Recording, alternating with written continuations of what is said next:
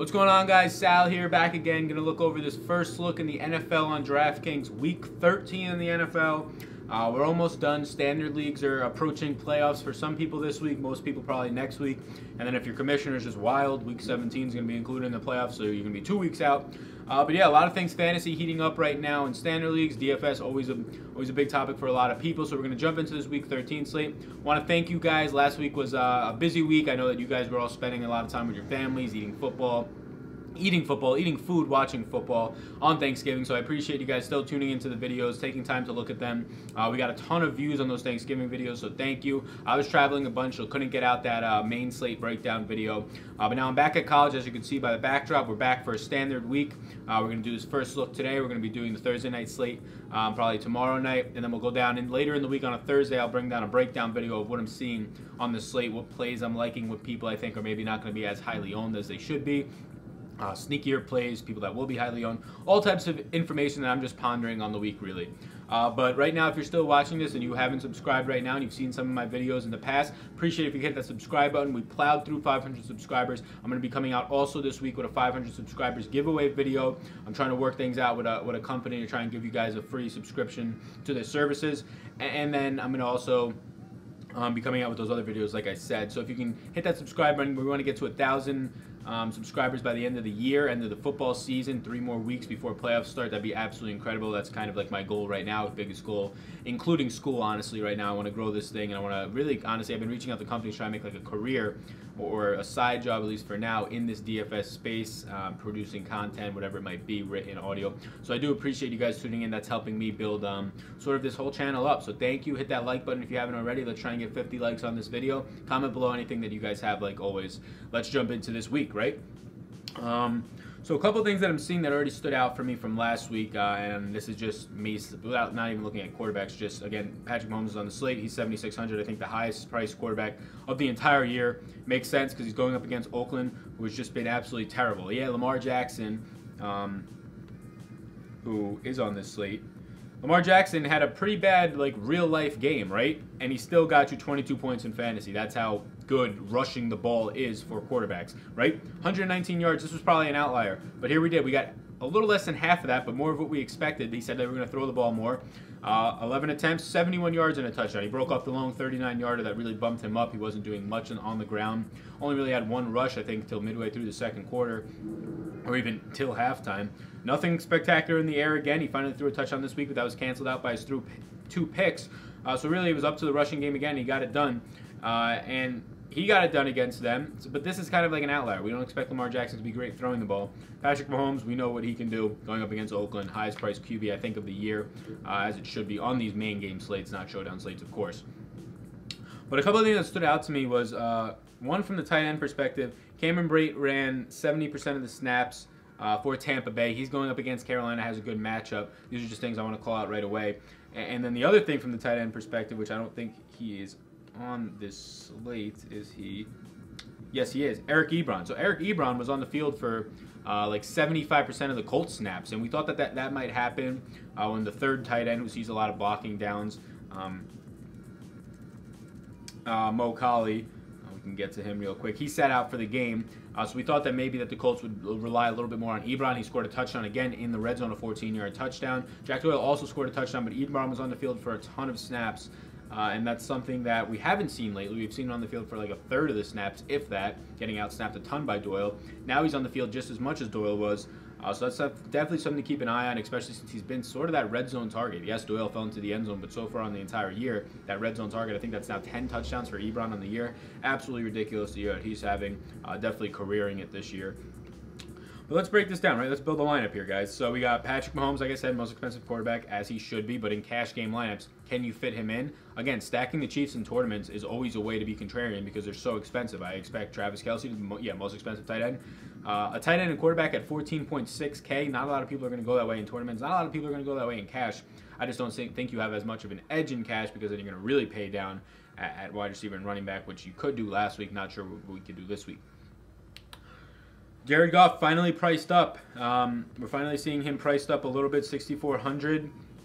He's usually been hovering around that 6,000 range. Priced up against Detroit, who's been terrible on the ground and now in the passing game as of late. We saw Chase Daniels have a decent game against them. Cam Newton, where he should be all the way up here at 6,600. Again, you're going to get a lot out of Cam Newton. You're basically going to get, this was a total outlier game against Pittsburgh, that Thursday night short week slate. Not any quarterback really doesn't have great numbers on a Thursday night when it's coming off a short week. So this is more of the floor that you're going to see from Cam, with this being probably more of the average, closer to 25, 26, because of his rushing ability. Going up against Tampa Bay, absolutely terrible against everything. I expect Cam at 6,600. I'm not against paying up for him at 6,600 since he's going up against one of the worst defenses we've seen in the past decade. Right now, they're up there, top 2 for worst defenses in the past decade, along with that Saints defense from a couple of years back. So I think Cam's a good play this week, definitely. I think he's cash game viable at 6,600. Russell Wilson, again, he's been highly efficient on his passing attempts. Again, only 31 and 31, and this is a high game for Russell Wilson, like a high pass attempt game at 31. And he's being extremely efficient. 22 completions, 2 of them go for touchdowns. And he's getting you 25 points like you see right here. He goes for over 300 yards for only like the second time this year. Going up against San Fran at home, that's a good spot for him. But I don't think I want to pay up 6,300 for Russell Wilson. I think that's sort of like a misprice right there. He's a little expensive. Deshaun Watson, who plays tonight on Monday Night Football at home against Cleveland. Not the greatest matchup in the world, but we know what Deshaun Watson can do.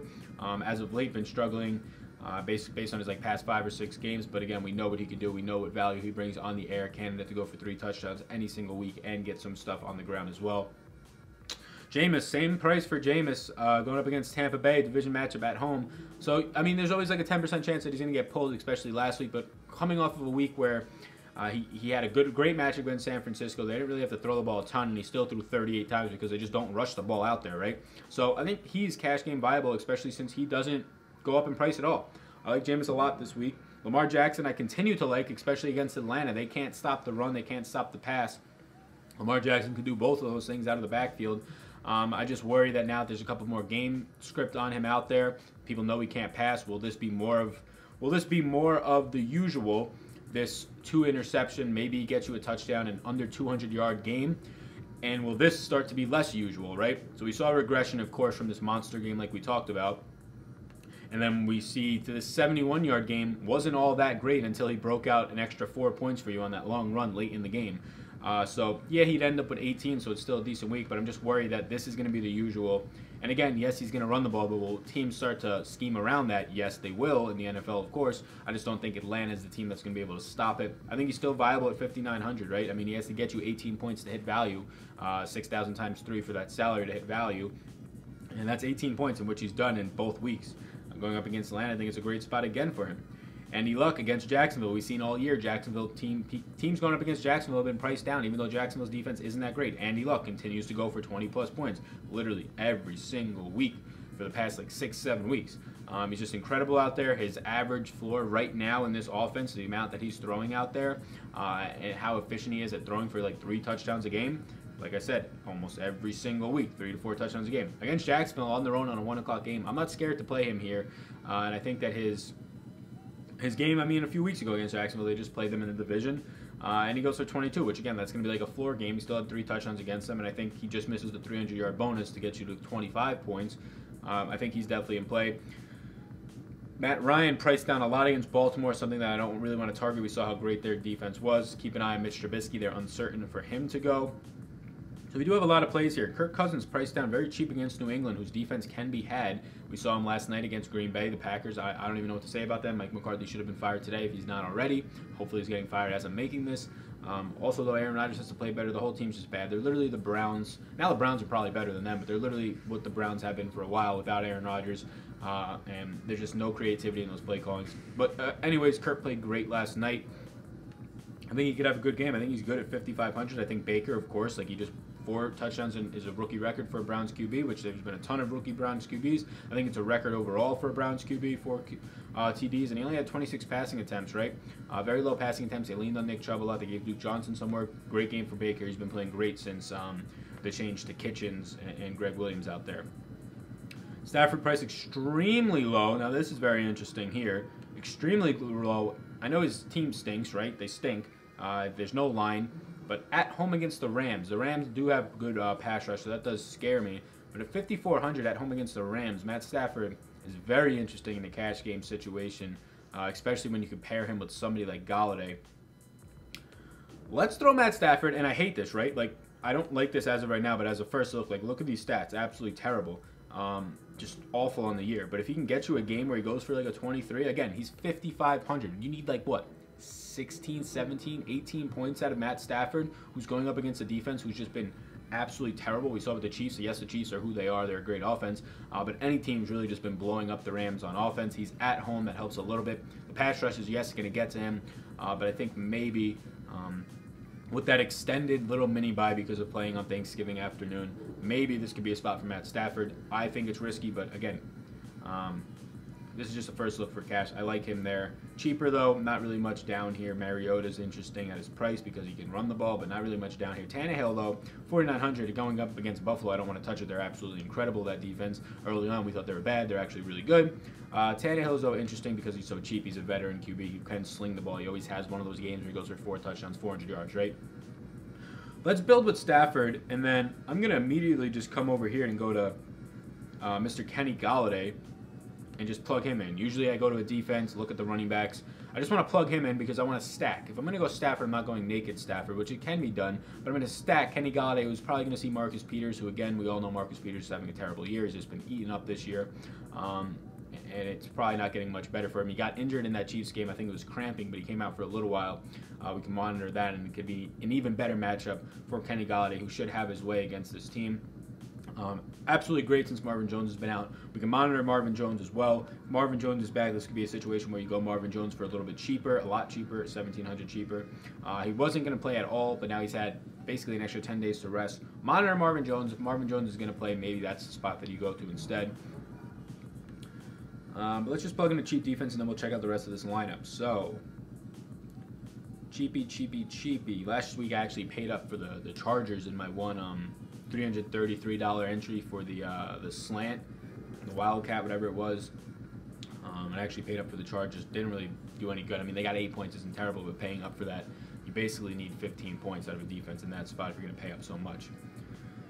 Where do we want to go? Jacksonville against Indy at home? No, don't really want to touch that. New England against Minnesota? Don't want to touch that, but at home, let's just plug it in for right now. I actually take that back, don't want to touch that. I think New England's a sneaky defense to pick up in your standard leagues. If you're in standard leagues, they have a great playoff schedule, and they're actually a pretty decent defense. So last week was the pay down at running back. We didn't have a lot of guys on the slate. We didn't have Todd Gurley. Well, we had a lot of guys on the slate, but we didn't have the Todd Gurley, the Kareem Hunt. Some other guys that were playing on Thanksgiving we didn't get to have on the slate, such as Alvin Kamara, Mark Ingram, Tevin Coleman, whoever you want to go with. But he still got the pay down.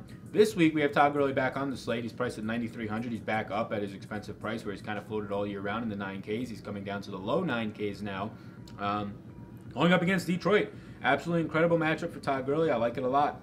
We kind of saw him bust in his past game, getting 12 points, which is a pretty big bust for a guy in a game where his team scores 50 points, but he just didn't get the touchdowns, right? He still had 124 yards, or 100 yards. He just didn't get the touchdowns.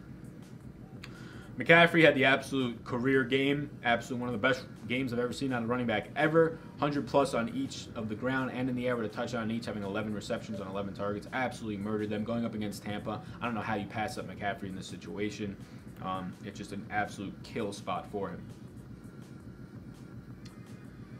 Gus Edwards against Baltimore. I'm going to come down here because Baltimore, we know how bad they are against every single running back, right? And I mean, Atlanta got a little bit better because Alvin Kamara and Ingram didn't do much against them. But that was just kind of a weird game on Thursday night where passing was the way that the Saints went, and they passed it to a bunch of undrafted guys. I had a tweet about it. You can follow me on Twitter if you want.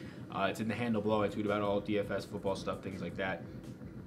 Gus Edwards back-to-back games with 100 yards, 4,800, but he has no work in the passing game. Not sure what Alex Collins is going to do. I'm not sure I like him this week. Saquon Barkley had a huge first half, and then they give him the ball 4 times in the second half. It makes no sense. That's back-to-back weeks. He's gone off in the first half, hasn't done anything in the second half of the game. Fournette, this team is just so predictable. They fired the offensive coordinator, so now we don't know what they're going to do. But Fournette got ejected, and he had 26 points like in the third quarter, so I feel bad for anybody who rostered him and missed out because of him. Would have got you the 100-yard bonus, would have got you 30 points most likely. Just a very bad situation. I love Fournette a lot, but he's just so inefficient. Like, this man will literally get 2.7. Like, this is his standard. This is just a little out of the ordinary. This is his standard. He's so inefficient. He just gets a ton of carries, right?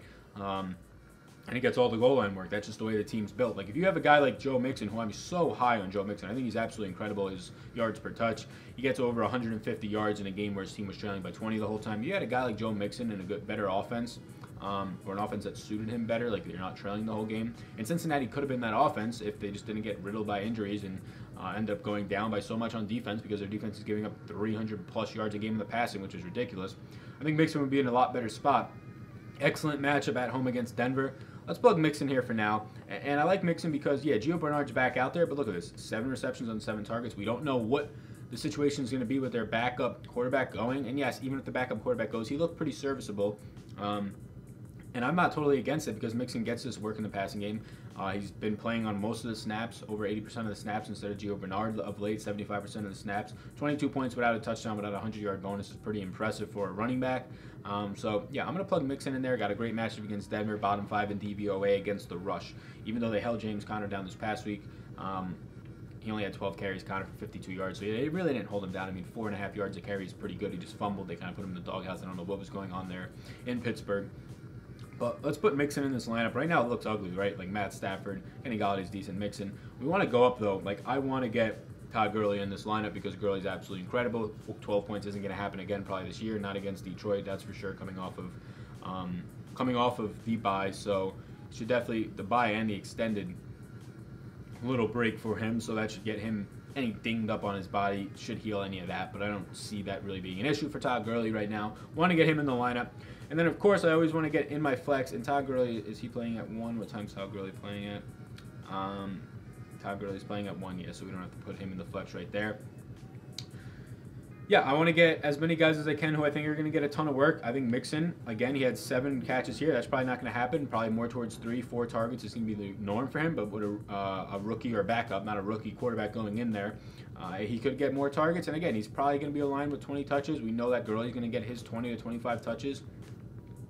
If I got to put somebody in the flex, I'd love to fit McCaffrey. I just don't think we could fit all this. Yeah, we went cheap at quarterback, but we just didn't go cheap enough at wide receiver. This is something that we can do, though.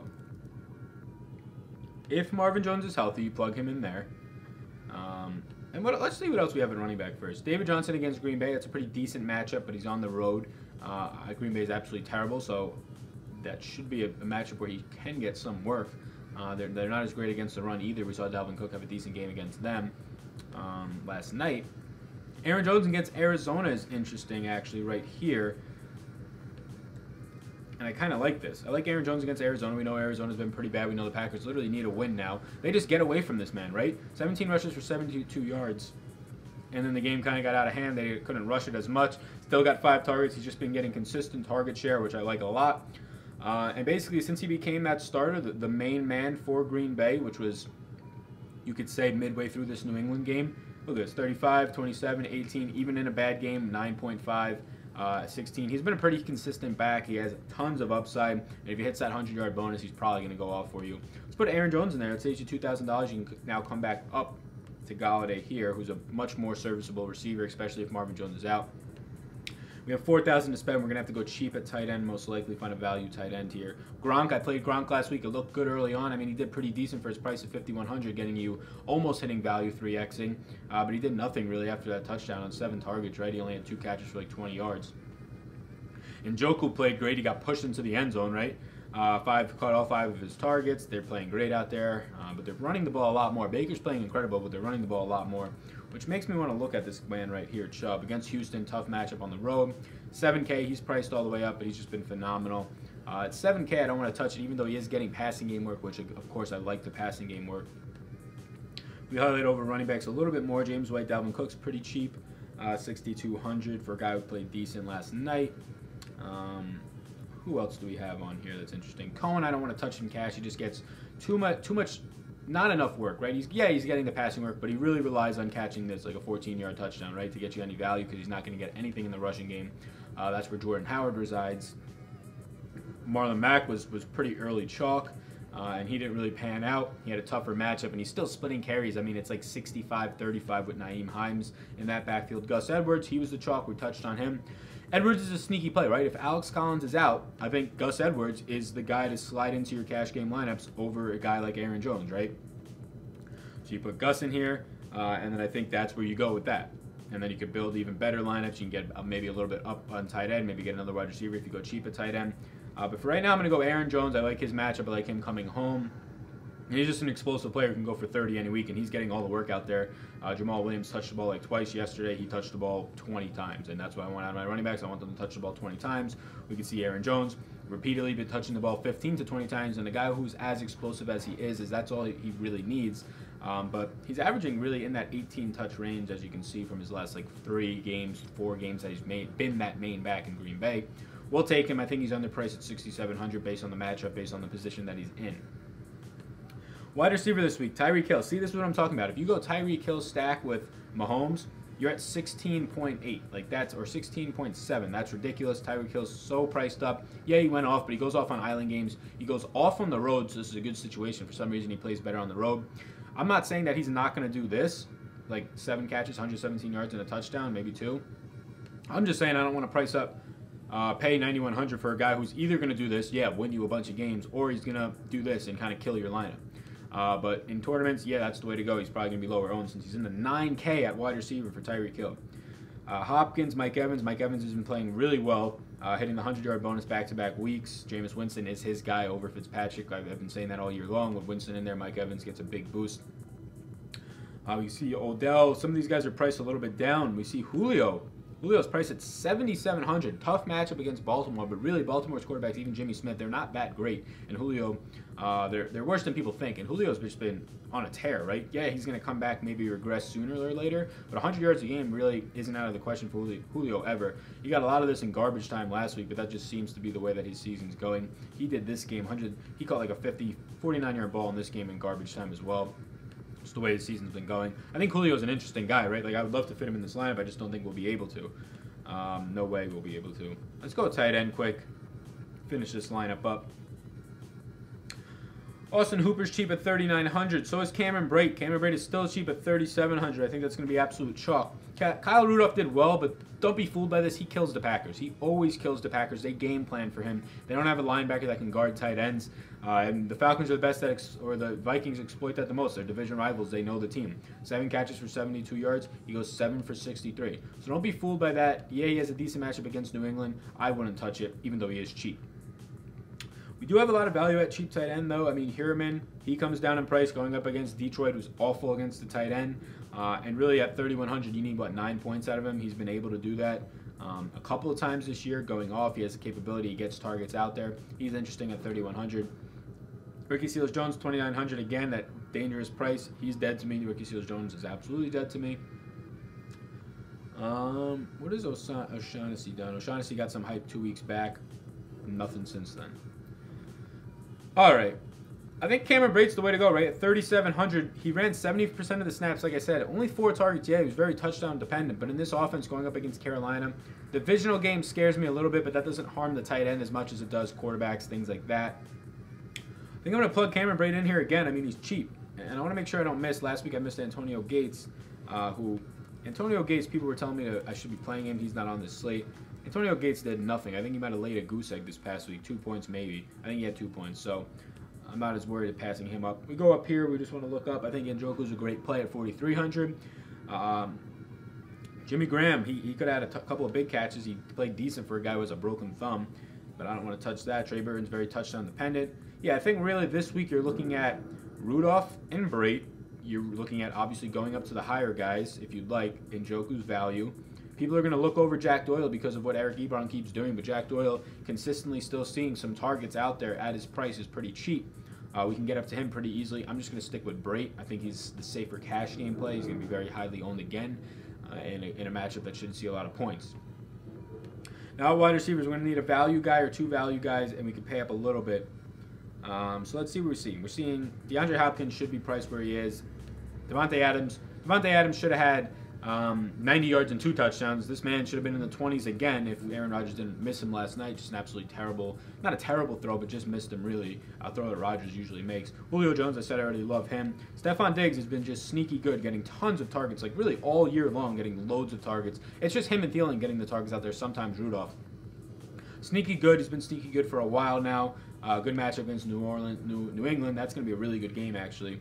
Monitor A.J. Green against Denver. That's a tricky situation, but he won't be in the slot, or at least he shouldn't be in the slot as much. That'll be Tyler Boyd. So monitor that both for A.J. Green and Tyler Boyd. If A.J. Green plays, Tyler Boyd's going to see Chris Harris, who had an interception this past week. If he doesn't play, then Tyler Boyd will probably still be in the slot, but they can move him around a little bit to try and get away from Harris. We see all these Rams wide receivers, or Cup's out, so they're stacked in the same price range. We've seen that all year long. They don't know what to do with these guys because they really are so similar. Yeah, Cooks is the guy who's going to explode and go off and get you close to a 30-point game, but Woods does have that in his bag, right? Like Woods has done that one time this year. He's gone into the 20s a decent amount, and he's just consistently getting you 70 yards a game. We've seen 70 yards out of Cook every single game except the first one this year. He's the safer cash game play, I would say, but they both have upside in tournaments as well. Sanders almost had a huge game, right? I mean, he did well. He just missed a 100-yard bonus, tons of targets in his revenge game. He had a great matchup in the slot. A lot of people, sharp players, were hitting on that in tournaments. Still had a decent game at his price of $5,500 last week. He 4x value for you. DJ Moore, again, he's cheap still against Tampa Bay. This is an incredible matchup spot for DJ Moore. We don't know what's going on out there with Funchess, even if he does play. Let's see if we can't fit DJ Moore. Now, that sucks. Damn. Let's see if we do this. And we can. So, like, I do like DJ Moore a lot against Tampa. Like, I love that matchup. Where is Atlanta's game of this week?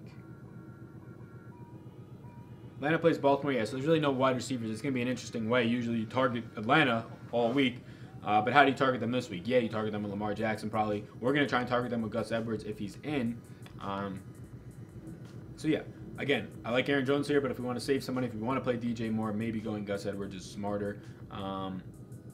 Let's see if there's cheaper guys, though. Yeah, we talked on Marvin Jones. If he's playing, maybe you want to slide him in instead of Galladay. I do like Galladay more, though. Monitor Funchess, like we said, a lot of guys injured down in this range that we're seeing right now. Reynolds is going to be the number 3 out there against Detroit, which is a pretty bad team overall. Woods will take up the slot, so then it's going to be, they might just let Reynolds die out there, right? Like they might put Slay on Reynolds and let him die out there. It depends. Slay usually stays on one side of the field. They can kind of sacrifice Reynolds if that's the case. We kind of been waiting on Kiki Kute to do something. Could do something maybe this week. He had a lot of targets in his game back. We like to see this right here. Targets, just getting volume. They all didn't convert, but a decent amount of them converted for 77 yards. Has a decent matchup against Cleveland this week. He'll be in the slot. He'll get to avoid those Cleveland cornerbacks on the outside that have been pretty well this year. The rookie out there. We put Kiki Kute in here. We have $100 left. And now this is a first look lineup that I kind of like don't feel great about, but at the same time I do, right? Like we're getting a quarterback paired with his wide receiver, who Galladay is an up-and-coming wide receiver 1 in all of fantasy football, wide receiver 1 for this team. And if Marvin Jones is out, Galladay is a cash game staple this week. Again, with Matt Stafford, where this game should be, yeah, the Lions can't defend. Nobody can defend the Rams, really. And the Rams can't defend. So if you have a good quarterback who likes to throw the ball, yes, he needs time. Yes, he needs weapons. This could be that week, though. Joe Mixon, I just love overall. He gets tons of work going up against a bottom 5 run DVOA. We know what Todd Gurley can do, 25 touches a week. We're going to get 20 touches a week here. Gus Edwards is like the only guy that we really want to look at, right? So if Alex Collins is going, Gus Edwards has kind of cemented himself into this lineup. I mean, McCoy at 4,900 also isn't a bad bet against Miami, who's been pretty terrible against running backs, but in cash games, that's pretty thin. We're going to put Gus Edwards in here because I think he took over their role with Lamar Jackson in this on this team. Lamar Jackson's somebody to watch because we don't know what's going to happen with Joe Flacco, so all of this can be blown out. This whole lineup can be messed up if Joe Flacco comes back, and then maybe you target Joe Flacco against Atlanta, right? Joe Flacco is for 5,400. If he comes back, he can be the guy to target against Atlanta. Bad defense, you can go with somebody like John Brown, right? John Brown is somebody who, with Lamar Jackson in there, really isn't going to have that many great games. Nobody's going to own him in tournaments, so he becomes an interesting play. But yeah, 1 catch on 7 targets. He had 25 yards early, and that's all he did. He's interesting at 4,400, and you can go here. Maybe not in cash, but you can go here, and then you can go same price Flacco, right? And you still have some money left over. You can go up a tight end. You can go up and get Jack Doyle. But for right now, we'll leave it at this. We'll leave it at Kiki. Kiki's a guy who feels like he always makes my way into my first look lineups. But this is what I'm liking right now as a first look, guys. And again, we'll know more when the injuries come out, especially in Baltimore, especially with Kenny Galladay and Marvin Jones situation. But this is what I like right now, guys. I appreciate you guys watching. Go ahead, hit that like button, hit that subscribe button. I'll be back with more videos later in the week. 500 subs giveaway coming, so keep an eye out for that so you can comment and you can get involved in the raffle for that. Follow me on my socials below. Like, comment, share, subscribe, everybody. My name's Sal. Enjoy the Monday night game tonight. Peace.